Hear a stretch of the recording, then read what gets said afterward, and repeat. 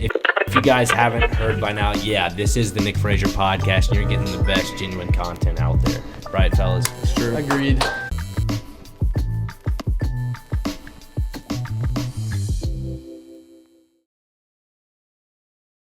Welcome back, everybody, to another episode of the Nick Frazier Podcast. I'm your host, Nick Frazier, as it says in the title. Back again for another edition of the Nick Frazier Podcast, episode 59. We're getting up there in the numbers. Yeah, just trying to find some time to record episodes week in and week out when I can. And, found some time this week before Nashville SC take on FC Dallas in the third round of the Lamar Hunt Cup. I believe the U.S. Lamar Hunt Cup. Whatever, the U.S. Cup. That's cool. I'm just going to call it the U.S. Cup. That's going to be the main talking point on this episode is Nashville SC. Briefly talk a little bit about, the Nashville Predators and their draft lottery, what has happened recently with that. That's kind of about it. We're going to talk a little bit about what happened this past weekend with Nashville SC's big win over Chicago Fire. And then to cap it all off, we'll talk a little bit about the game coming up against FC Dallas. And obviously, I can't forget. Meals with Meatball. How can I forget? Tennessee Tasties, Nashville Nasties. That's how we're going to cap off this episode. So buckle up, strap it in. Let's go on for a wild ride on this podcast episode. And before we start, I do want to mention, recently I have been getting a lot of messages, direct messages via Instagram, email, whatever. People are trying to figure out what is all going on with the SeatGeek code. So yes, the Nick Frazier Podcast is partnered up with SeatGeek to offer the listeners, the viewers of the Nick Frazier Podcast, discounted ticket prices. If you use my code NFPOD, NFPOD, you get $20 off your first ticket purchase, and it has to be on a purchase of $50 or more is what they've told me. And every time somebody has either used it with a purchase of $50 or more and it's their first purchase, I've been told that they keep getting an error code. So what I encourage all of you, the listeners and viewers of this podcast, is to please contact me when that does happen. Direct message me on Instagram, direct message me on, or just email me, at the Nick Frazier Podcast or the Nick Frazier Podcast at gmail.com. Somewhere on the screen I'll link it. But don't hesitate to reach out. I will be more than happy to resolve that issue. Hopefully that is not a reoccurring thing that happens every time, but I would love to get this issue resolved so we can kind of go forth and you all can enjoy discounted ticket prices. So with that being said, let's start this episode because I am excited about what we're going to talk about. Nashville SC recently just got done with their game this past weekend. A big win, 3-0 victory over the Chicago Fire. Another Hany hat trick, and it's interesting because if you think about it, and you don't even have to think about it, you just got to look it up. Hany Mukhtar 2 years ago had a hat trick against Chicago Fire at Nissan Stadium before they built Geodis Park. Well, they faced Chicago Fire again this past weekend, and what happened? A Hany hat trick. 3 goals. It was incredible. And the more impressive thing about Hany in this hat trick was that 2 of them came from the penalty strike. A lot of the people, listeners, viewers of just soccer in general that are fans are thinking, oh, it's a PK. Oh, come on, man. That's a walk in the park. That's a gimme. It's a gimme goal. No, not really. I mean, if you look at the numbers from Hany last year when he took penalty kicks, it wasn't his strong suit. Was not one of the strong suits of his game. And this year he's kind of turned it into a absolute weapon. I mean, this guy is kind of evolving his game and shaping it into be a complete player. I mean, Nashville SC has one of the more talented players, obviously, in the league, but also one of the more gifted, just overall gifted players. A special guy on the roster. You can't seem to replace a guy like that, and hopefully he'll be here for a lot of years to come and score a lot of goals and be a part of a lot of championships here in Nashville. But with that being said, I just wanted to preface that because, scoring penalty kicks is not easy. It can be a mental head case for some people. Goalies, they're all over the place. They go left to right. They're trying to play mind games with the penalty takers. So, it's understandable. But, with Hany, he's just changed his game. It's just wonderful to watch. And, the way he spaces off the ball, the way he gets, drifts out wide and creates space out there, or he drops into the midfield and creates space for more of the forwards to overlap.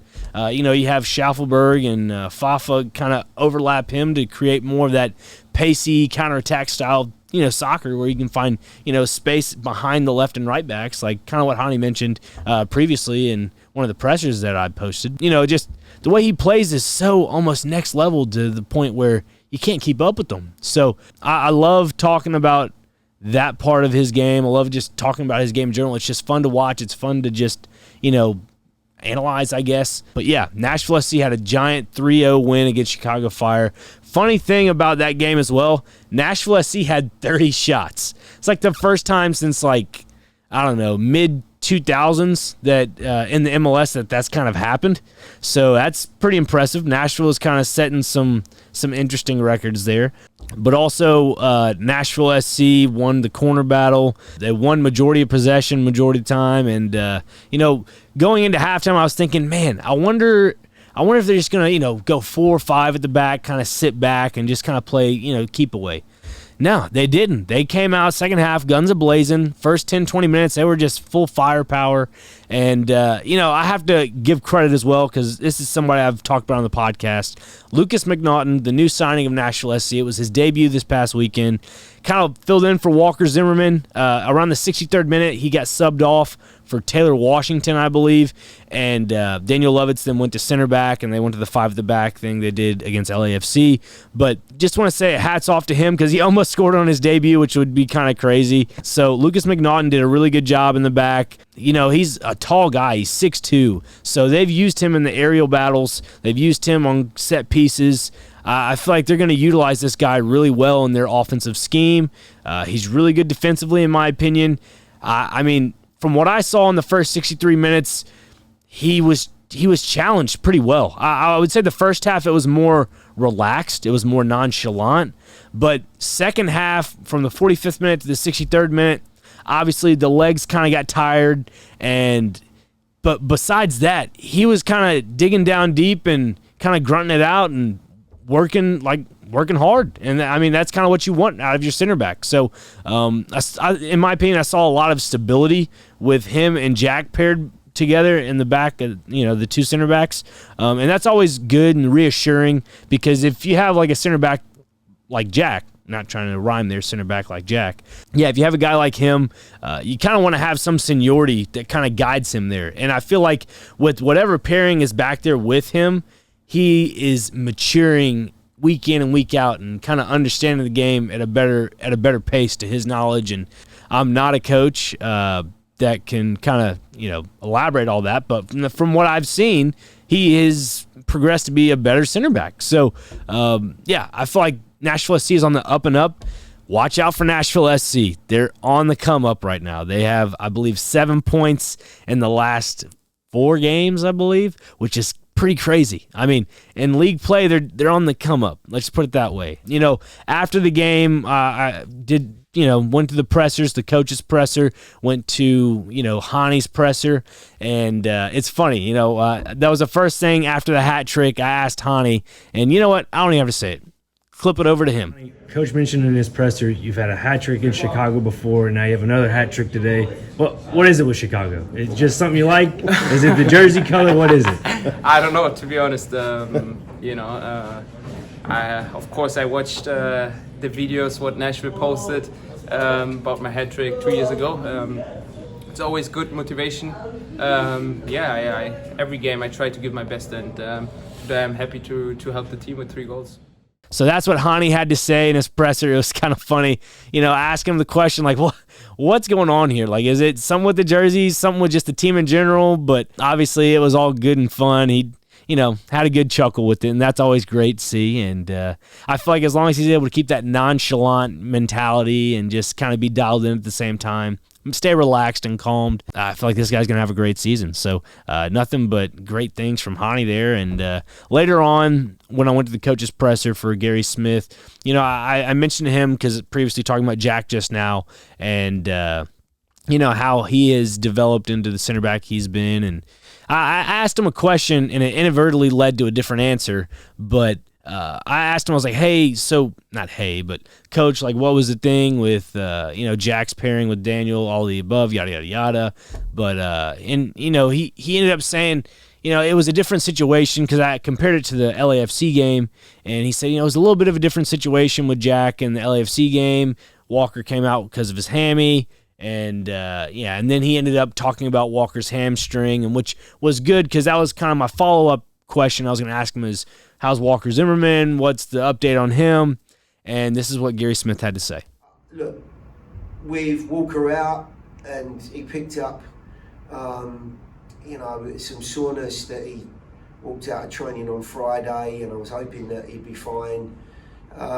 It seems like the scans not revealed an awful lot, but we'll find out a bit more on Monday. But he's a big loss, and knowing that I probably had to take Lucas out at some point, Daniel does a sterling job in there. I think it was just the sequence of events against LA that probably presented something that was a little bit tougher to deal with.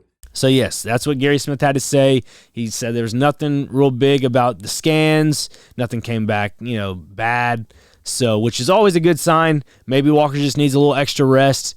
Not having a lot of depth at that position right now is kind of not concerning, but yet you still have to utilize what you have right now on your roster. I feel like when Nashville SC does get back to full strength, this team could really go on a deep run.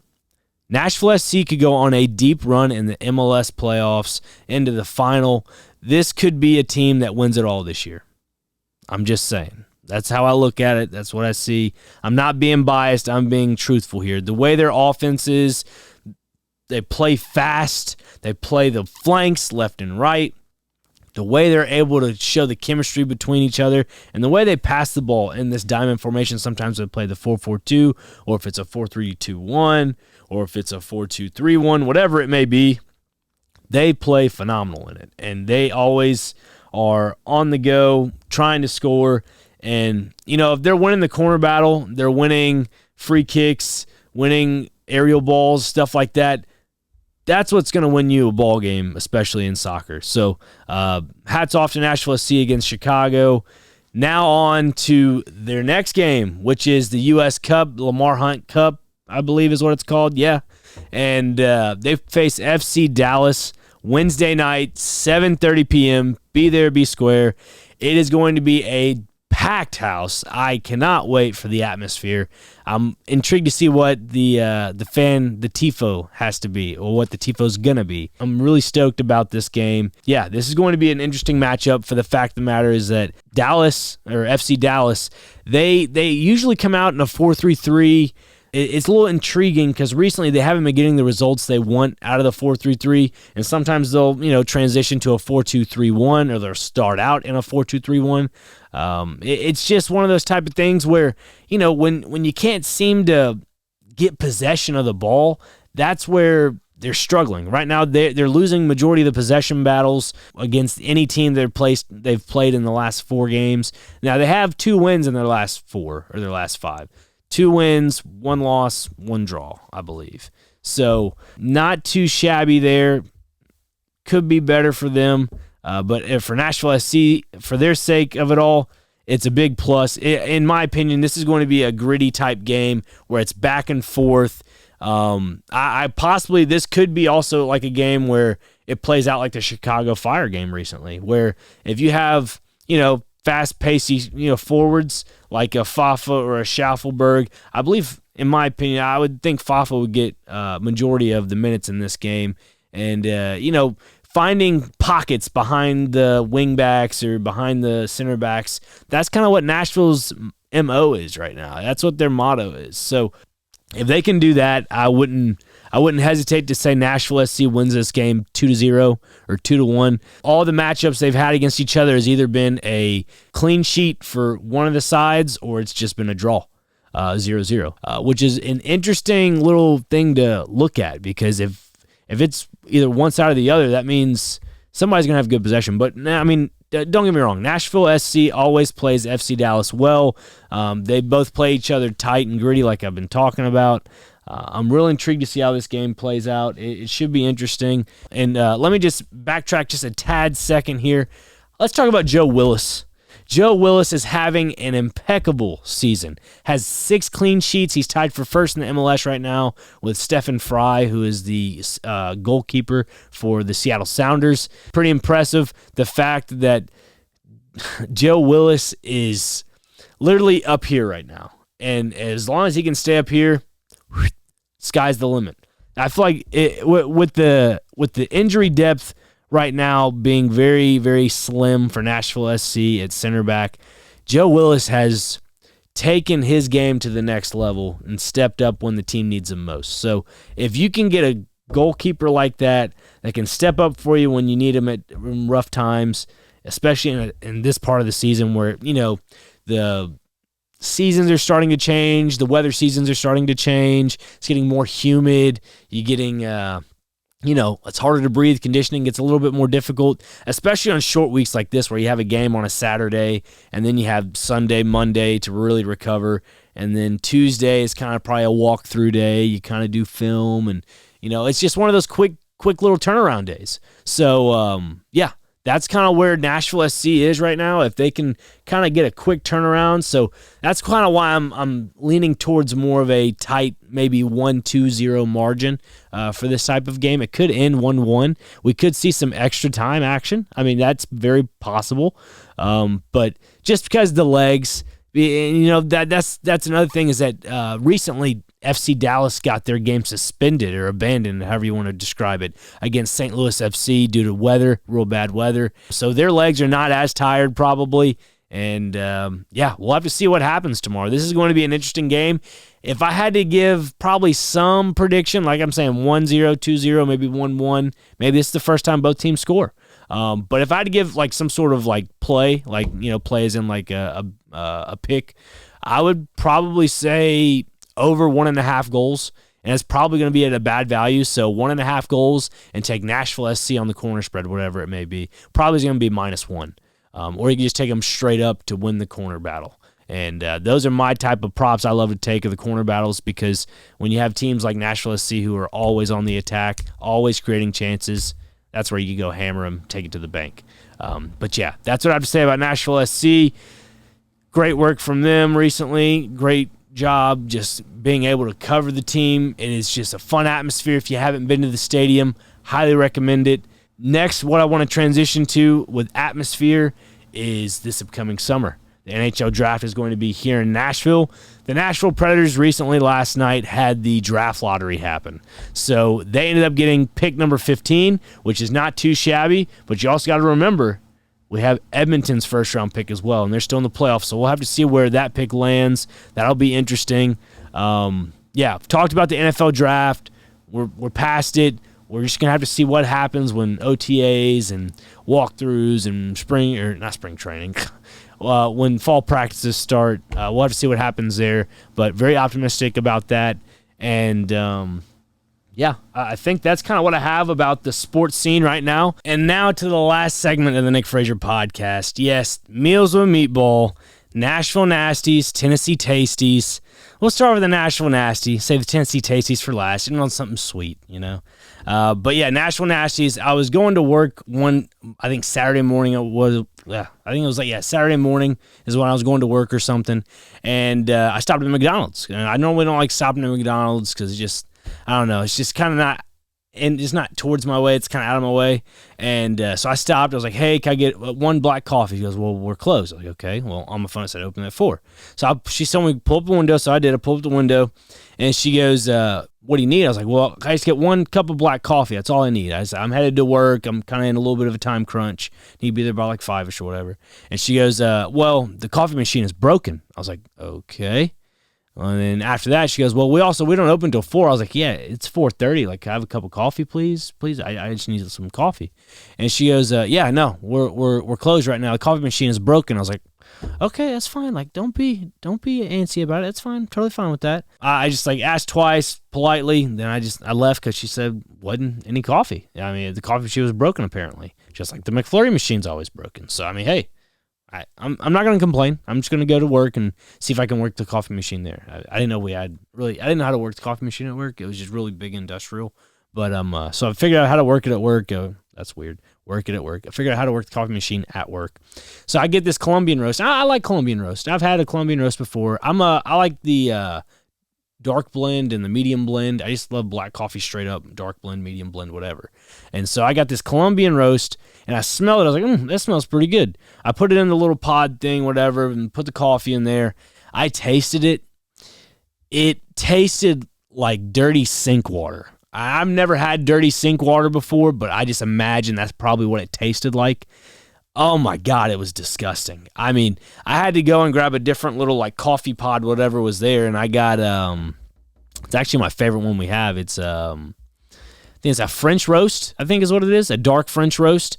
It's my favorite, but man, the Colombian roast was it was so bad. It was awful. I don't know what's your guys like nasty of the week, Nashville nasty. I mean, mine's coffee. If I don't have the right kind of coffee, it's just going to put a damper on the day. I'm sorry. I mean, I love my coffee. I'll do it. I'll call myself a coffee connoisseur. I've had a lot of different blends of coffee, different variations of it. It's just something I enjoy. I enjoy drinking a nice cup of coffee in the morning, a hot cup of coffee. It kind of makes you feel like you've done something productive for the day already. You're getting a little extra jolt to the day. So for me, that's my Nashville nasty. I was kind of upset that the flavor of the Colombian roast was not good. But yeah, not a fan of it. Not going to drink it when I'm at work. My Tennessee Tasty. Here we go. This is the best part of it all. My Tennessee Tasty this week, it's got to go hands down to Nashville Meat and Threes. I went to Bishop's Meat and Three the other day. Man, got me some fried chicken, got some green beans, mac and cheese, potatoes. Ended up getting more than two sides. Got some banana pudding to go along with it. Unbelievable. I mean, that's just me. I love Bishop's Meat and Three. It's really good. Some other stuff that I've had recently was barbecue. Had some barbecue recently. I think I'd said on the last podcast, Edley's. Now that I do these podcasts, back-to-back on week-to-week basis, I got to figure out, got to go more places, make sure it doesn't overlap. But yeah, no, that is what I've done recently for Tennessee Tasties. Something sweet. So we're going to end on something sweet. Yes, my mom recently made this yellow cake. I think it tasted kind of the texture of a rum cake my grandmother makes, but it's a yellow cake and it has some like glaze on top of it. Primo. That is my Tennessee Tasty of the week. And I'm gonna get some ice cream this week going up for episode 60. Gotta do something kind of crazy for episode 60. When I get to episode 100, I'll do something crazy. I gotta start bringing the food reviews back for the podcast, whatever. But that's all I got for this episode of the Nick Frazier Podcast. Check out Nashville SC take on FC Dallas for the Lamar Cup or U.S. Open Cup. That'll be awesome to watch. Wednesday, 7:30. Check it out. It'll be a good watch. You can watch it somewhere online. I will be at the game, so if you're going to be at the game, please reach out to me. I'll meet you somewhere. I'll give you a shout-out, whatever. Always love interacting with people that listen to the podcast. I'll see you guys tomorrow at the game if you're going to be there. If not, you know what to do. On the Nick Frazier Podcast, you can go on, Apple, Spotify, iHeartRadio, Amazon Music, Google Podcast, and obviously YouTube to watch the podcast. So you can go to any of those various platforms or your preferred streaming platform to listen or watch the Nick Frazier Podcast. Greatly appreciate all that support the podcast. If you could share with 2 people, that'd be greatly appreciated. And if you want to find exclusive content of the Nick Frazier Podcast in between episodes, go to the Nick Frazier Podcast Instagram page at the Nick Frazier Podcast. It will have my logo as a white background with my logo on the front of it. So give that a follow, share with a few friends and family, and we'll see you on the next episode. Peace.